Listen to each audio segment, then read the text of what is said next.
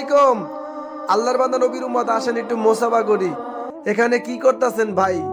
ধান নষ্ট করতেছেন? এই যে ধান খাইতেছেন, শুনেন ভাই, এই যে ধান খাইতেছেন, আপনি ওই পর্যন্ত মমিন বান্দা হইতে পারবেন না যেই পর্যন্ত আপনার হাতের দ্বারা মুখের দ্বারা অপর ভাই কষ্ট পায়। আপনি আল্লাহর বান্দা নবীর উম্মত, আপনি কারে কষ্ট দিবেন না, কষ্ট পাইবেন না। এই যে আপনি যা ধান খাইতেছেন, সে দেখতেছে না কিন্তু তার রব দেখতেছে। হাসরের ময়দানে যদি এই ব্যক্তিকে আপনার সাথে আইনা বলা হয় যে এই ব্যক্তি তোমার ধানের ক্ষতি করছে, তখন আপনি কি জবাব দিবেন বলেন ভাই? ভাই আমার, ওই দুনিয়ায় তো টাকা চলে না। ওই দুনিয়ায় তোমাদের নেকি নিয়ে সে জান্নাতে যাবে, আর তাদের গুনাহ নিয়ে তোমরা জাহান্নামে যাবা।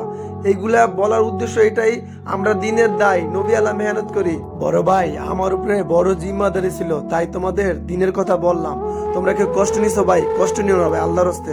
আমরা শেষ নবীর উম্মত, আমরা কারো কষ্ট দিব না, কার কোনো মাল জিনিস ক্ষতি করবো না। আমাদের নবী এগুলো শিখায় নাই, আমরা কারোর কোনো ক্ষতি করবো না। আমরা আল্লাহর বান্দা নবীর উম্মত ভাই। আল্লাহর রাস্তায় এই ক্ষেত আমার না, এই জমিন আমার না, এই বাড়ি আমার না, এই জায়গা আমার না, সব আল্লাহ তাআলার। আমরা শেষ নবীর উম্মত ভাই, আমরা কারো কষ্ট দিব না ভাই। আল্লাহর ঘর মসজিদ থেকে আমরা আইছিলাম, তোমরা যদি এখন যাইতা আল্লাহ খুশি হইতো, আর তোমাদের অনেক সময়টা অনেক দামি হইতো।